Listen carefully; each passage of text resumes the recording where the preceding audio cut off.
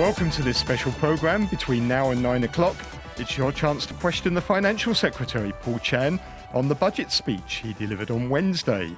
If you would like to talk directly to Mr Chan, just call us on 233 88266.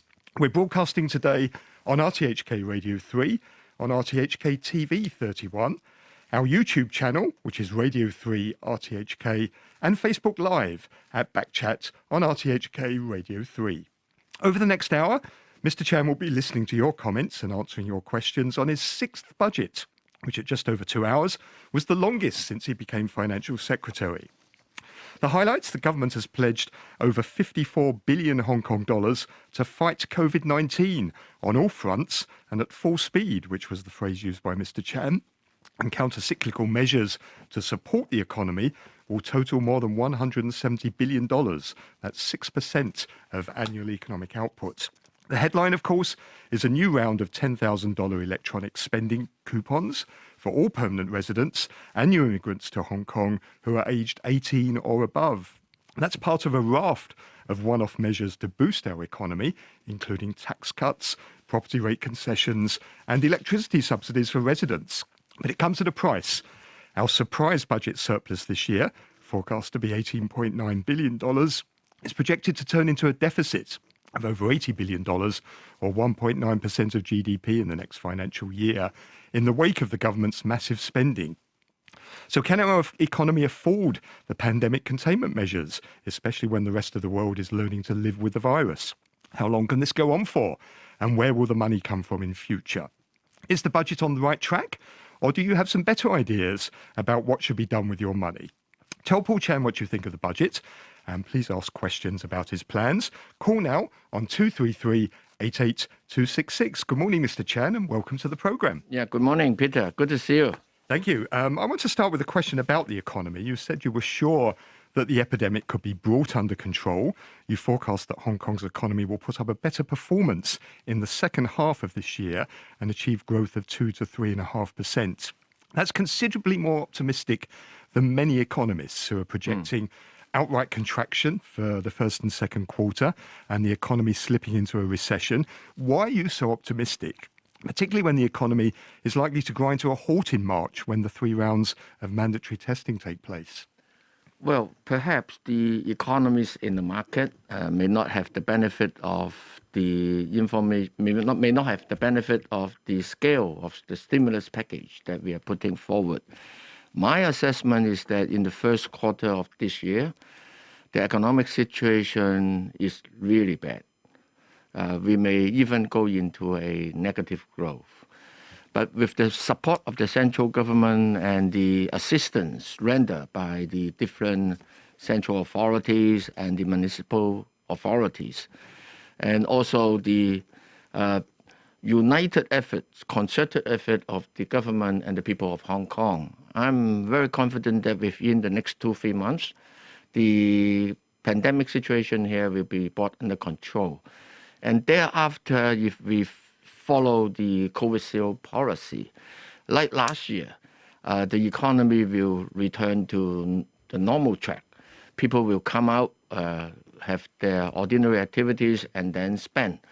With the launching of the second round of the consumption voucher scheme, also the very resilient foundation of the Hong Kong economic structure, I think the second half of the year will be a lot better.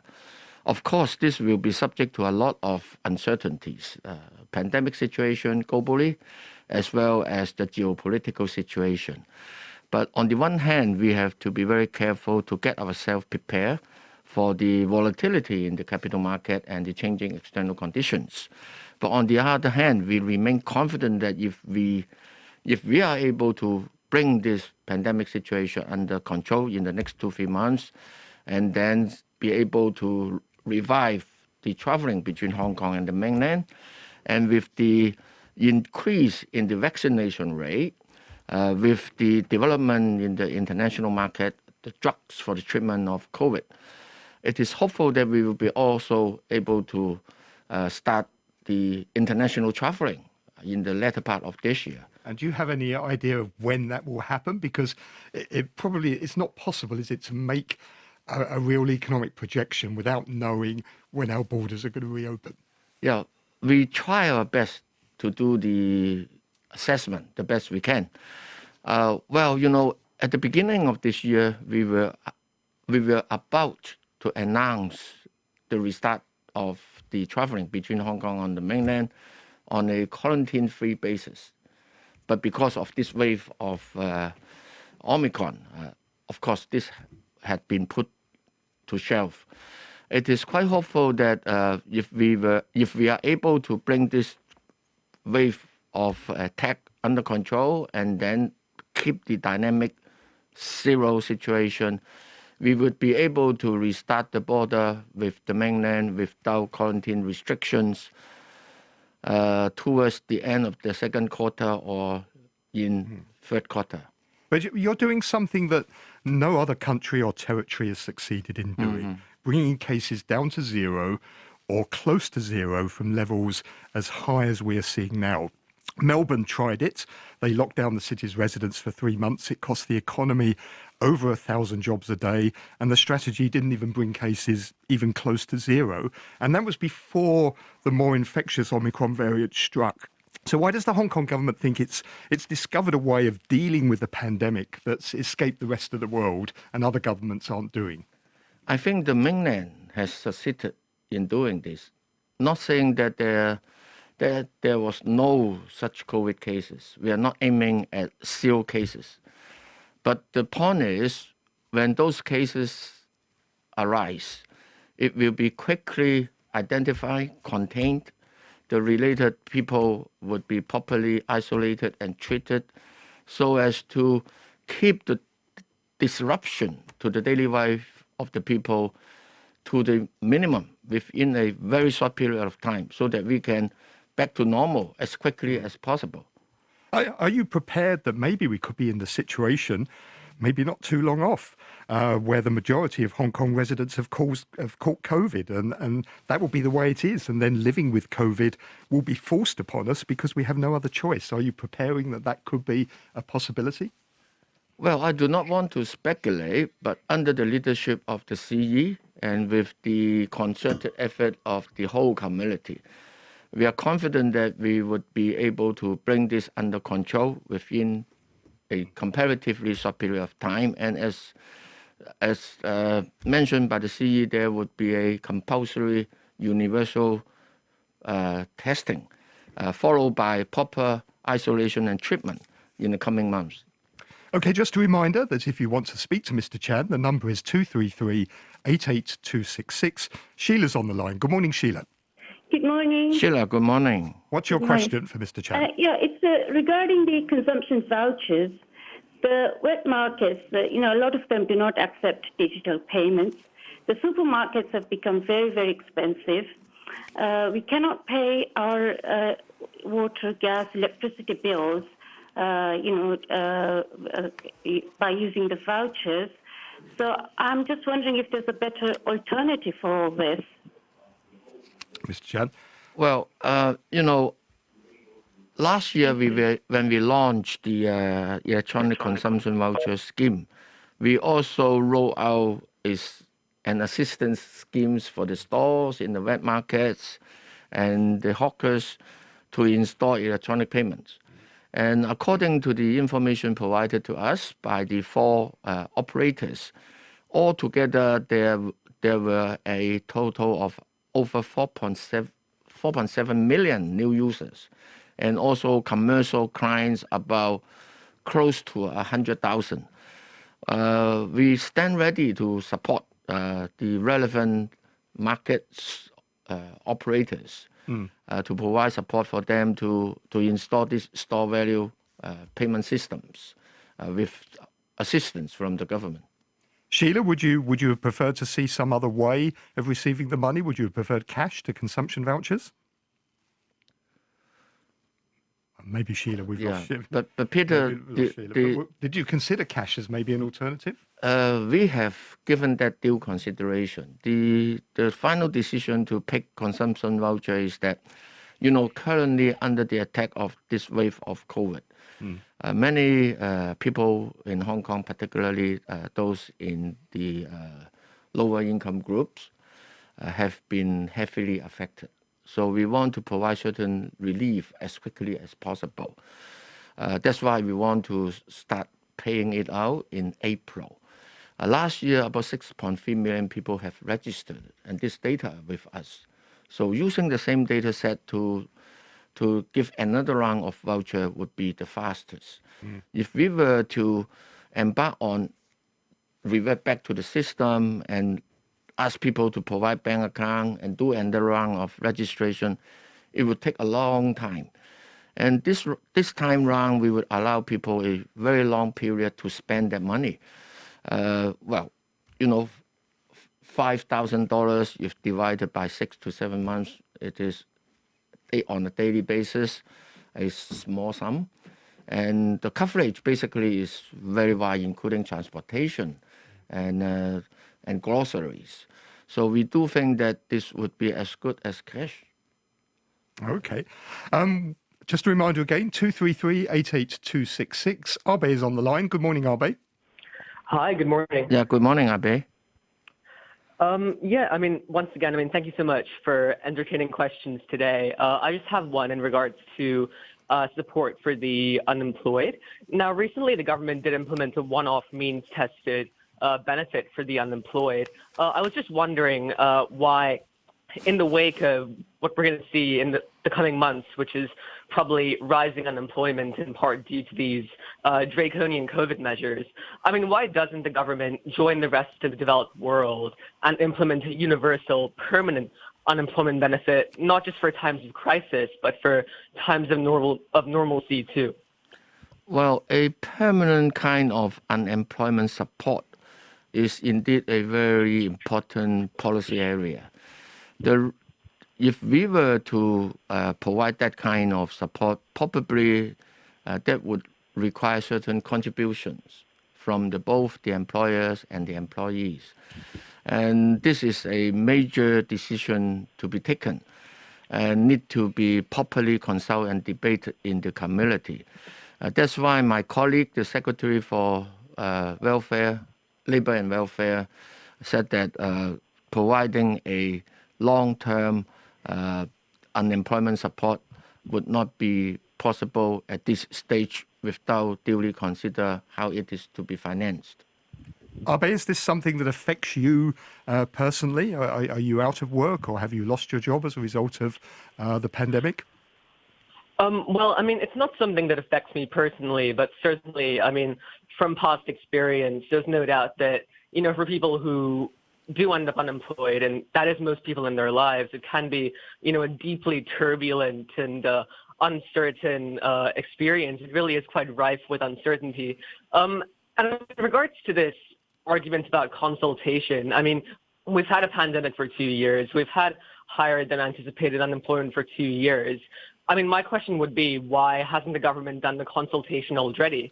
Especially considering that this has been an idea that's been floated time and again, not just by pro-democracy parties, by pro-China parties like the DAB, consistently for the past few years. So, I'm just sort of wondering why that action hasn't taken place yet. And to me, it just seems more like an excuse, with all due respect.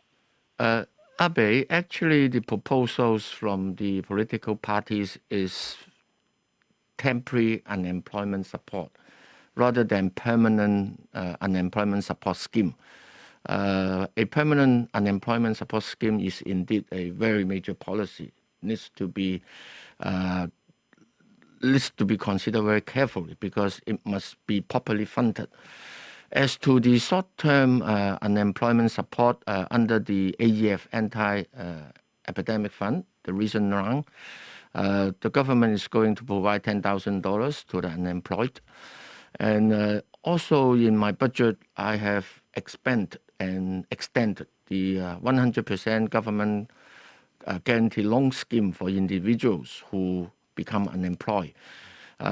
Originally, the plan was to allow people to borrow up to 6 times of their monthly salary, up to a maximum of $80,000.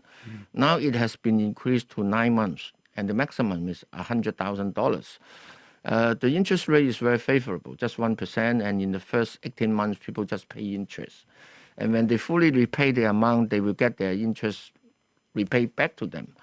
So we hope this will go some way to alleviate providing an option to those unemployed. But unemployed people tend not to want to take on debt when they're unemployed, and particularly as they're worried that this could be a long period of unemployment because some of their employees have closed down. Their jobs aren't available for them to go back to anymore. Yeah, I understand, but I'm just providing an option because for the unemployed financial support, the current round as rolled out by the AEF, as I mentioned before, but I would like to provide people with one more option if they would like to use, because those terms are very favorable and we have been very accommodative. And I also hope that the relief packages in the budget, including the consumption voucher, will be able to provide some sort of relief. Abe, thank you very much for your question. John's on the line. Good morning, John. Yeah, hi. John, good morning. Good morning, Mr. Chan. I'd like to ask why the civic-minded, triple-vaccinated citizens of Hong Kong are being punished for the actions of the few who have refused to get vaccinated. And they've had a year to do this. And in light of that, why is the $10,000 not linked to being vaccinated? Much like this new vaccine pass is, you need to be vaccinated. Why, if you need to give out this $10,000 consumption voucher, should it not go to the vaccinated only? Thank you. Yeah, thank you, John. I did have given this serious consideration and came to the conclusion that perhaps we should delink this too. Let me explain why. The current vaccination rate across the territory is over 80%, about 85%.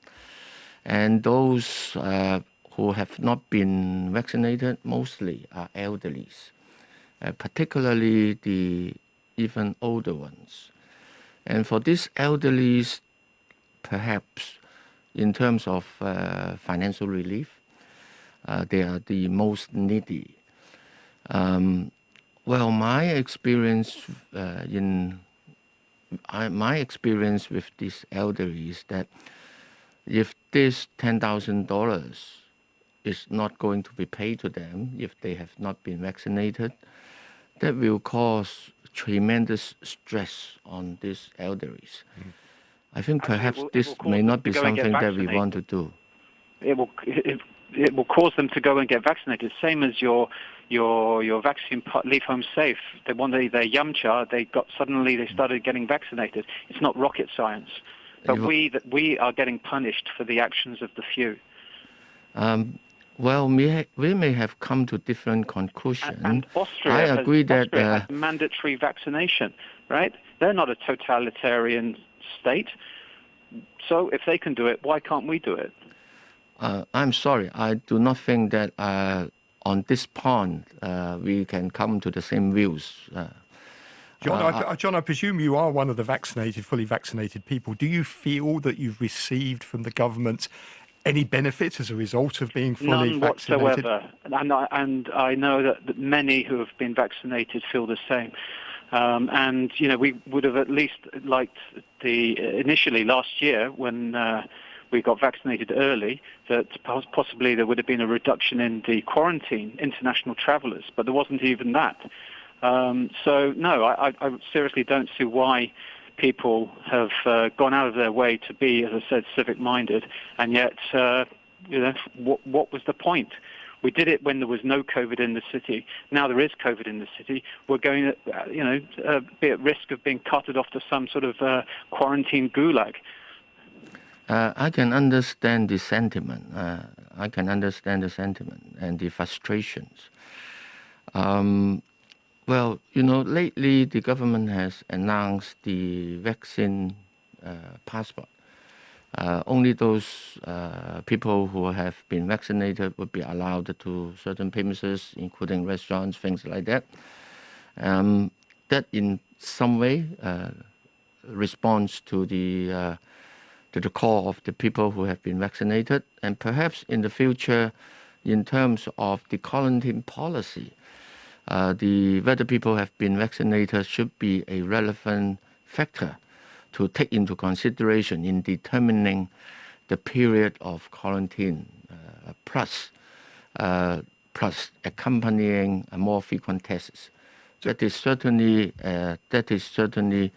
one possible option to look at in the future. To be fair, there's been 2 years to prepare for this moment. Why hasn't the government in that 2-year period taken far more steps to encourage and to help the elderly get vaccinated?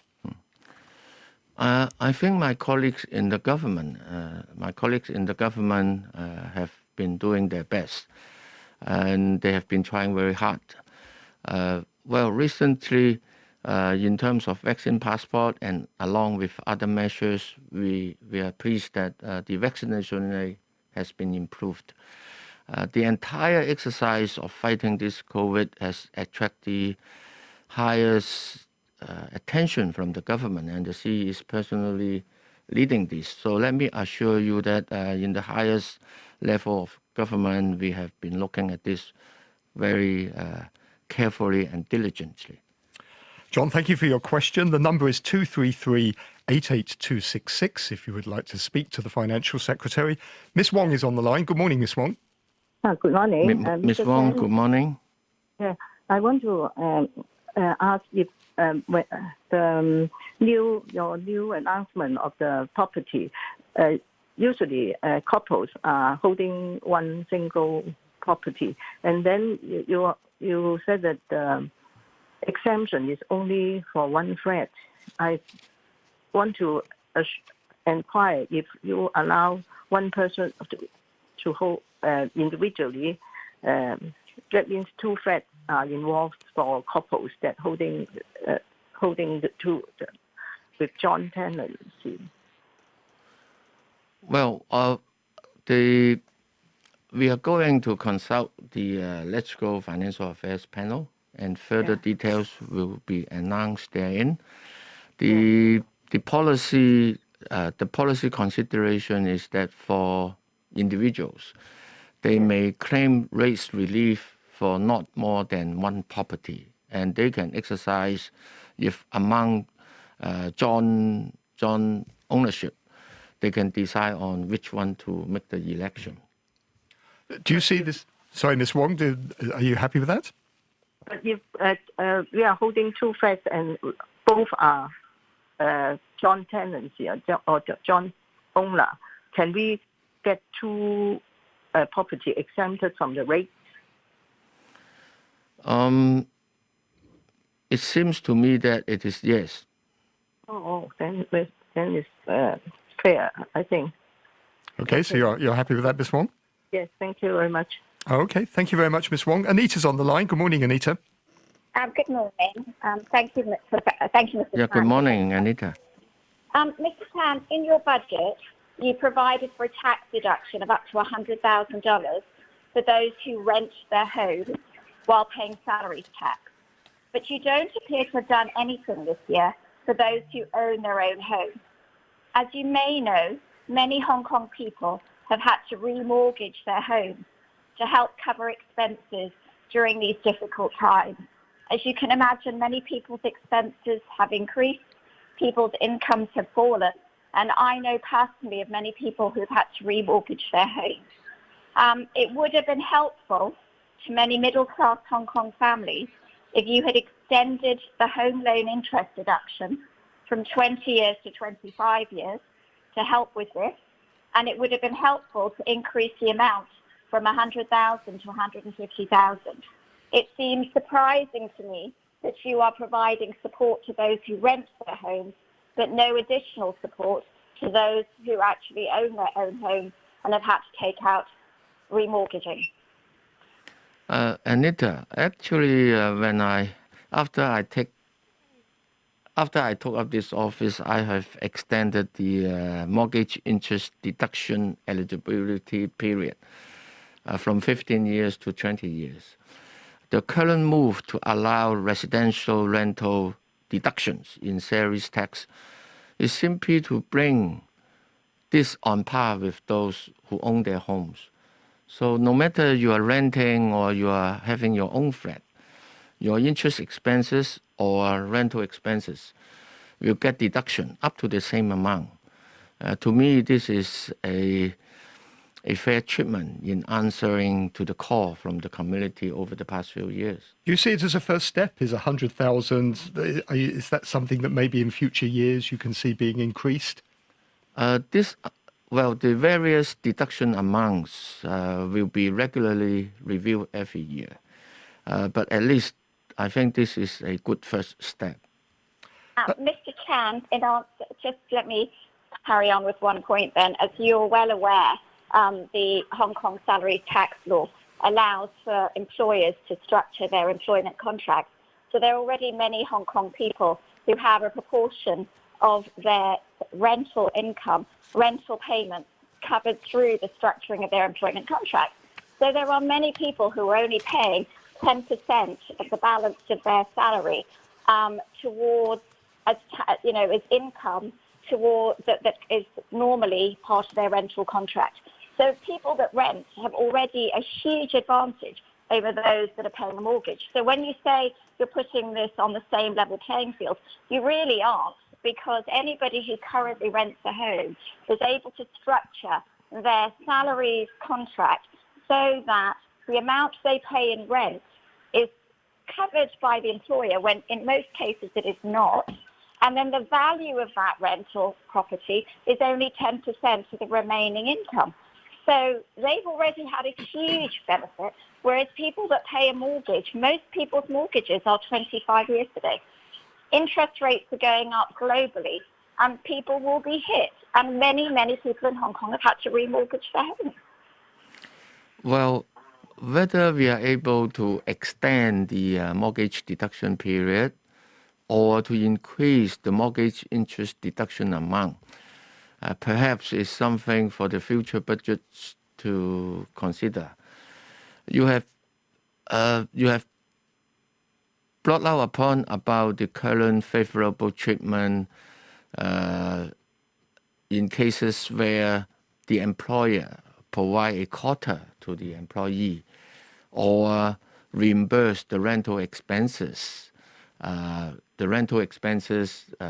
paid by the employee. There will be no double benefit. I mean, for people whose rental expenses is to be reimbursed by the employer, they won't be able to get this deduction. Anita, thank you very much for your question. Zachary is on the line. Good morning, Zachary. Morning. Zachary, good morning. What's your question? The question I'd like to ask the Financial Secretary is with regards to the flight of the expat community that's happened. I think we've seen it happening over the last 6 months, and it will continue, well, probably continue.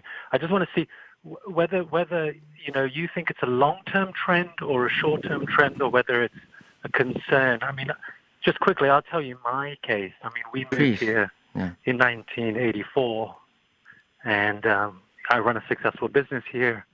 I ran a successful business in Shanghai for 15 years. And I woke up this morning and thought, you know what? I am an educated person. I have a young family. I have a profitable business. I can move anywhere. And are you thinking of doing so? Why do I need to stay here? Oh. And so if I have this sort of mindset, I'm sure there's many people that have this mindset. Are you concerned that it will have an economic impact? Bearing in mind that it tends to be the expat community that do pay salary tax and don't hide behind dividends, etc.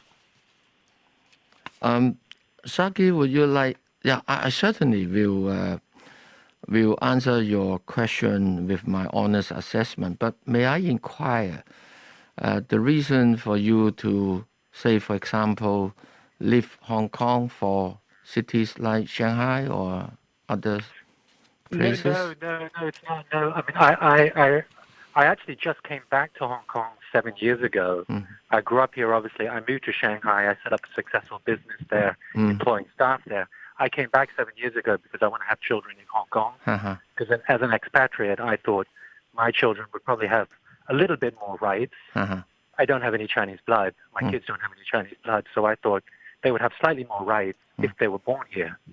Well, so going to school, healthcare, etc., etc. So I moved back here, continued my business, set up in China, mainland China into the Chinese city of Hong Kong. And I never for once ever thought that I would ever consider leaving. My entire family's here for 3 generations. And I just woke up this morning and I thought, you know what? Maybe it's time Hong Kong proves to me that I should stay, rather than, me thinking like, oh, I'm very grateful to be here. I'm so lucky to be in this situation. Yeah. And it's just that small mindset change that I'm wondering, like, how many other people are going through this?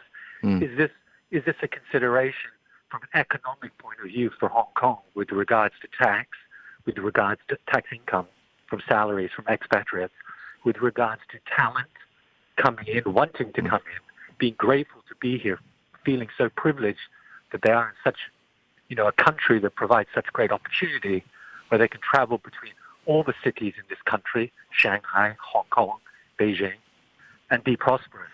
Or will they just say, you know what, like for me, I could go anywhere. That's what I realized this morning. I could take my business anywhere, and most countries would be happy to have my business because it's profitable, because I have a young family. There's a lot of us in this situation. Do you think this is a short-term trend, a long-term trend, or actually just a small little detail, for the government to consider? Like, is it negligible, this flight?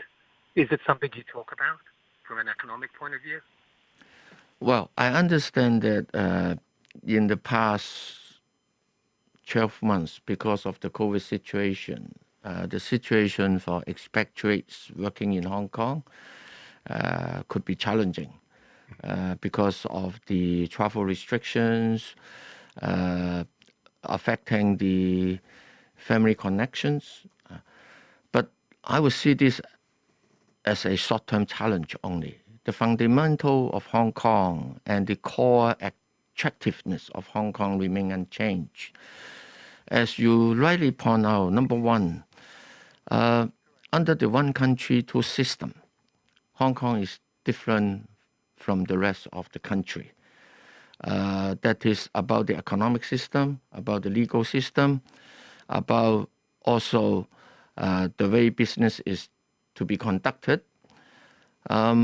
Also, in terms of access to information, different freedoms, the freedom of speech, freedom of travel, freedom of moving money in and out, remain unrestricted. The way of life in Hong Kong is very attractive, very metropolitan. And also, this is where East meets the West. Not just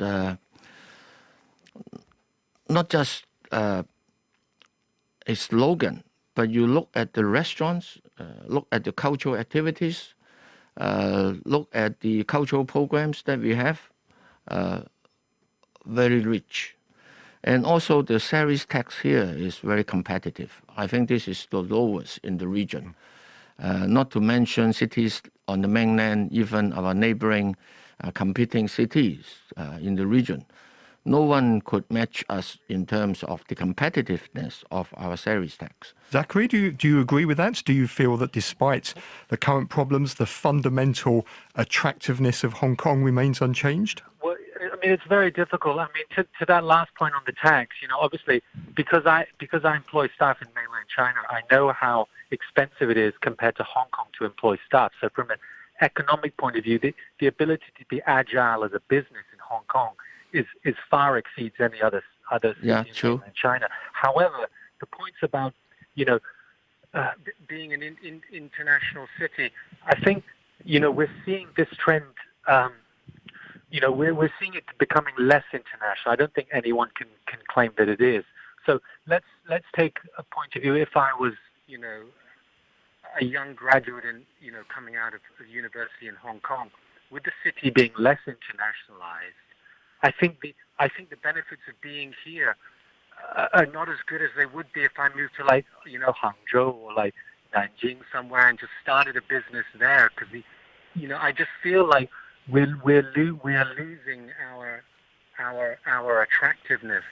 And as an expatriate coming over, tax is one point, but at some point it goes lifestyle trumps tax.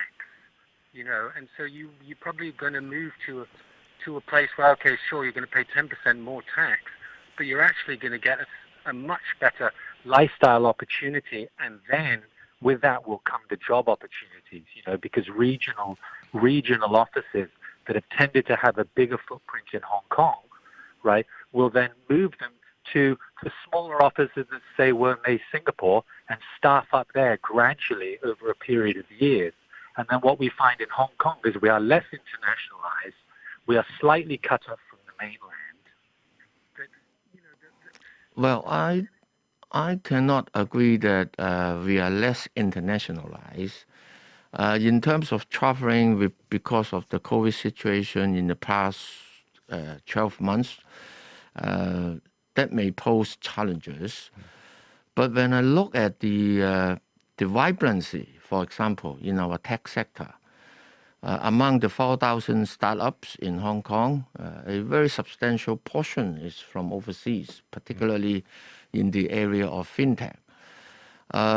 In terms of business opportunities, business prospects, Hong Kong is very well positioned, particularly the GBA opportunities, Greater Bay Area.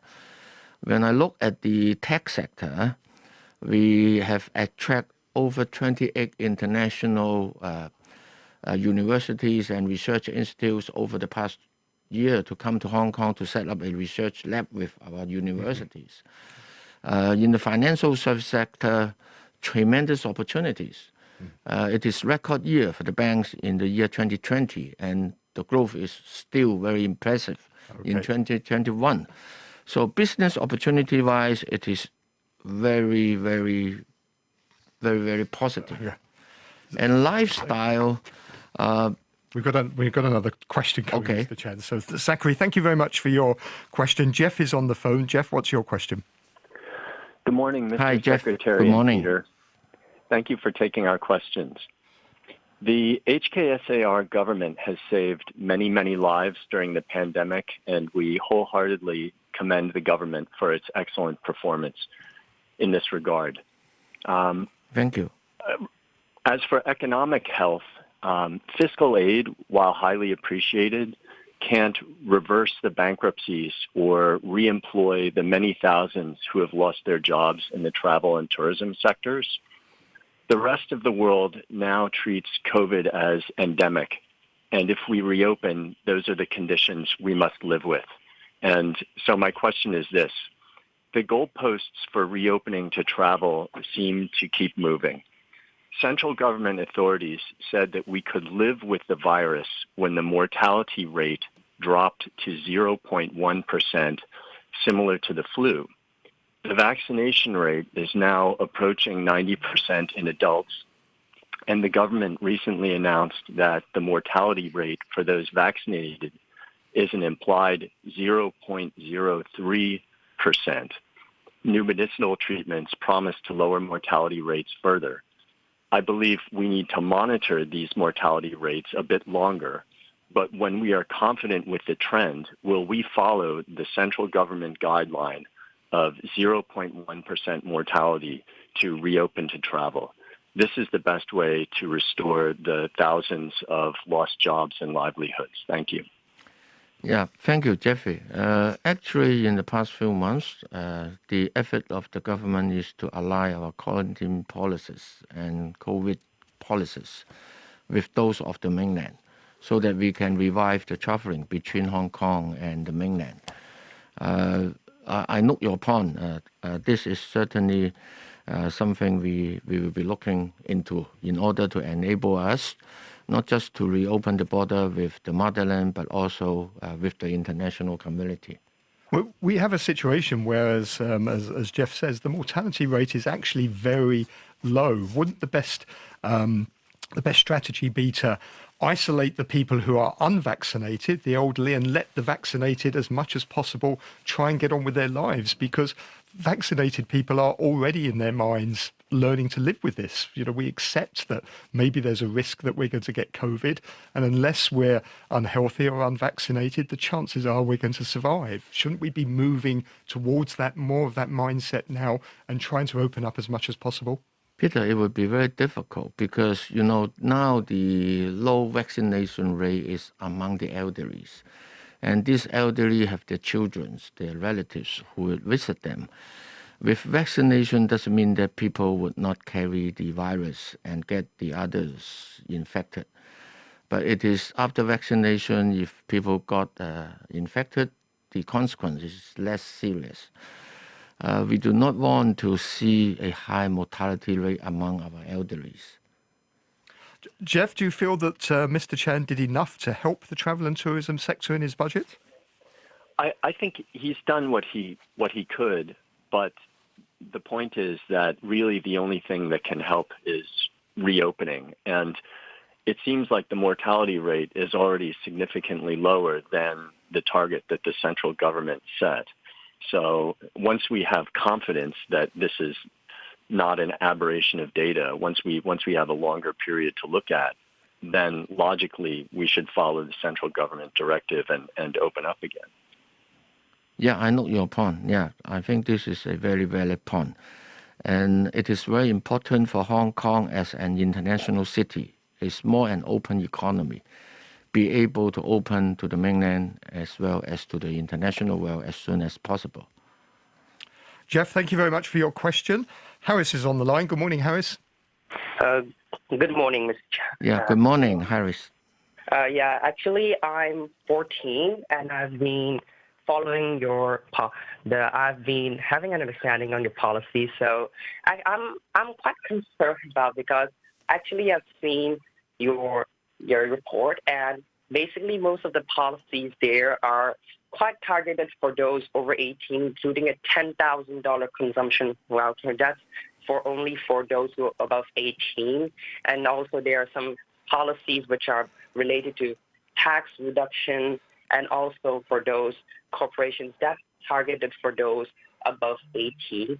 So I wonder, is there any policies which might be able to assist those who are under 18, because there are many parenting families who have children, and they also have expenses. Now, expenses for children are also high these days, such as textbooks, and also other fees like tuition. So many families cannot afford to raise children. So I wonder, are there any policies for those people, especially poor families which also have children?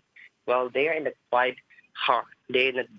condition which is quite difficult. So I wonder. Yeah, thank you, Harris. For the tax deductions relief, it is for the adults because they are the taxpayers. So even if I said I give this tax relief, actually there is no age limitation. Even a young people of 14 years of age, if you pay tax, you still be eligible for those tax deductions. Yep. For the consumption voucher, it is an affordability consideration, as well as by paying to the adults in the family, they would naturally take care of their family. For children, I think the most important investment for us to make for these young people is education. And the budget is tremendous. And at the opening of the school year, do you remember we have about $2,500 allowance for each child? Mr. Chan, we're depriving our children right now of education. Harris, I presume you're one of those children affected by that. So your classes have been cancelled, your online classes are cancelled, your summer holidays been brought forward. How do you feel about that? Well, actually, I understand the reasons behind the policy, so I understand that. But then what I hope for is that there would be, some policies which are even targeted to those who have the children, Like, okay. I mean that, because even though I understand Mr. Chan just mentioned about the $2,500, which are for the school children, but then I hope that there are also policies which are helping the other parts of children, like non-education related parts, such as their daily living expenses. I think at that point for the consumption voucher Okay, Harris, should be equal to everybody. Harris, thank you very much for your question. We've got a lot of people online, so we need to move on. Ming, your question, please, for Mr. Chen. I have two, please. Yeah, good morning. Good morning, Secretary. You are one of the person most sincere tone, and I believe in your sincere heart. Yeah, thank you, Ming. So many years, even these 5 years. And you impress us that this year you have a rent space for the nothing people in the middle. That is really, we will remember forever. Okay, but my question is the first one about epidemic handling. If you put money inside something, you will always encourage something. So please listen to more different expertise. What in particular do you think the money has been wasted on, Ming? I can prove that until this moment, I was positive, I was a test negative without using any drugs. There are many other ways. So this is not possible to ask the other people not to go in there. If you put money just inside to so many lousy things afterwards, then you are encouraging them to go to the wrong direction. Even in the winter, people have to outside the hospital, something like that. So the principle is that, another question is about principle. Do you think Hong Kong is encourage people to do good or no encouragement to do good? For example, you put 10,000 for people going outside Hong Kong, but people contributing in Hong Kong. So are you objecting to the 10,000 vouchers? Is that what you're saying? You think they're a waste of money? Even the unemployment or in the middle of the people, they got the same equal, but they are contributing in Hong Kong so much. But outside Hong Kong people, you are not setting another rule that you are contributing to the charity or society audience. Okay, Ming. So register or ask them to pay more tax. Then what is the principle in Hong Kong? And people in Hong Kong doing good. So, Mr. Chan, I think Ming's question is... Yeah, Peter.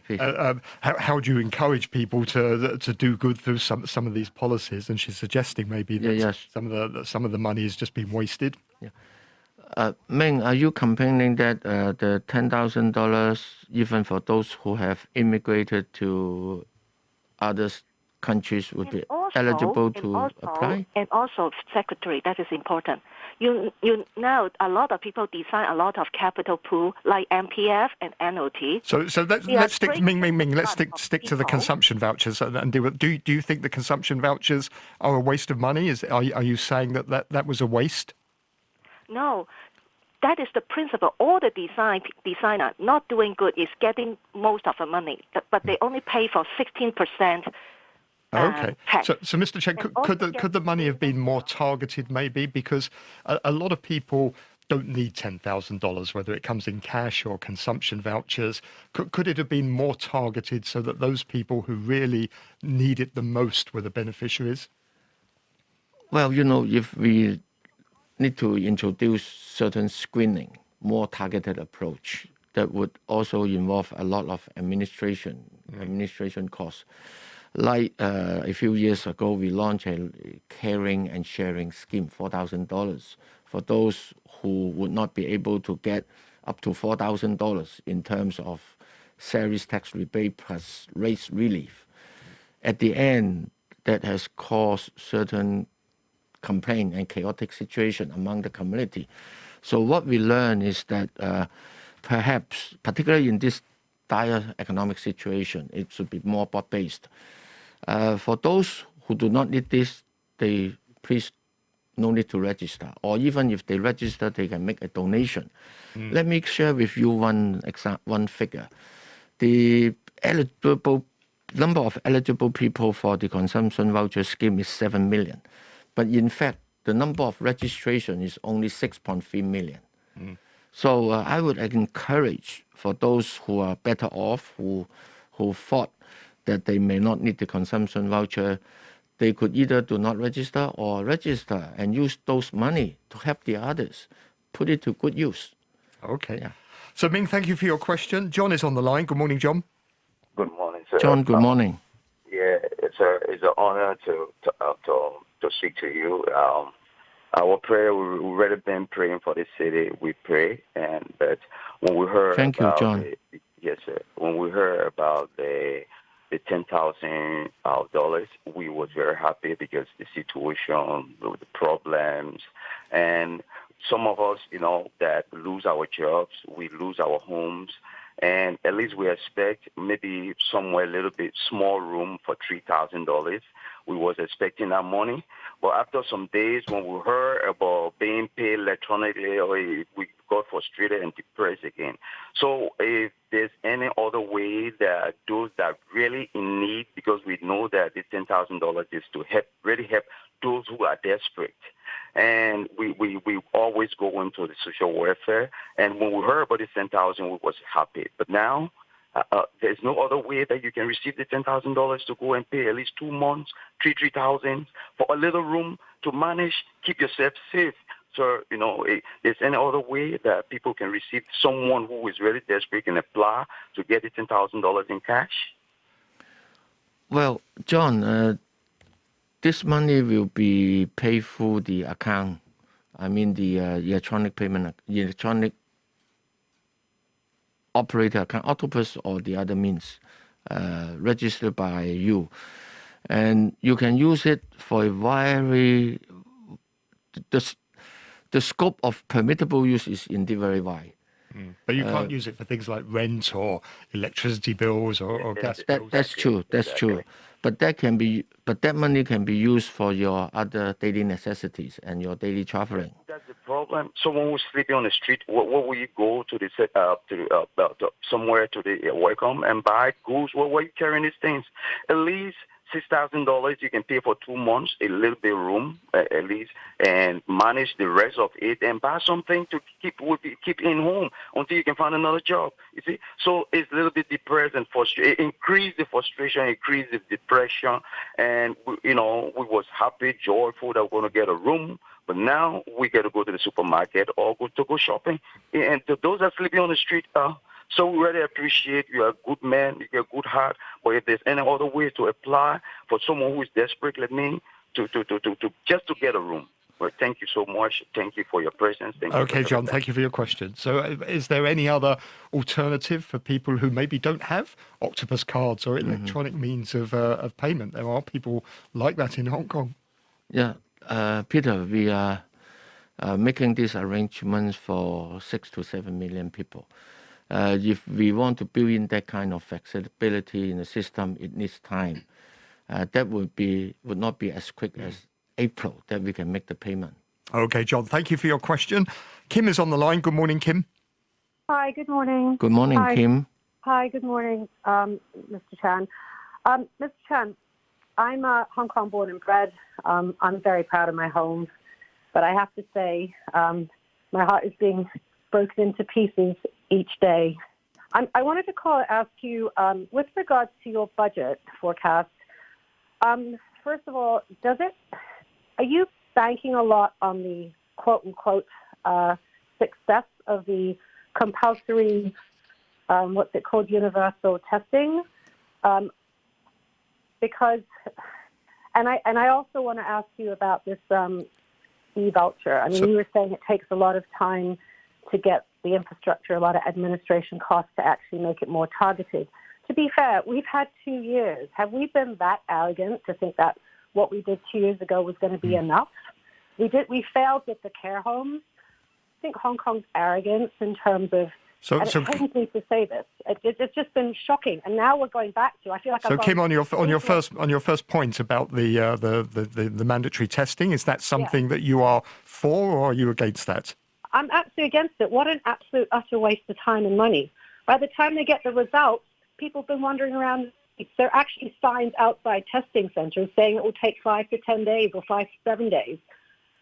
So, Mr. Chan, is it too late? We're now at the point where, we're going to soon see over 10,000 cases a day. Hong Kong University is predicting, we could get up to something like 180,000 cases. Is it now too late to start the universal testing? We should have done that right at the beginning. Yeah, no.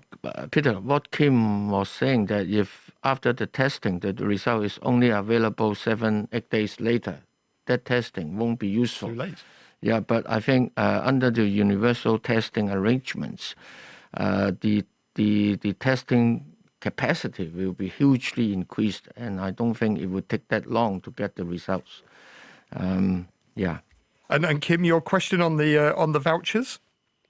Can I just follow up on this one? They're aiming to do 1 million tests a day. We can't even do 20,000 now. I mean, there's no way. I don't know anywhere in the world. So, Mr. Chan, we're running out of time. So, Mr. Chan, are we going to get to the point where we can test people? The testing capacity has been increased a lot more, not just 200,000.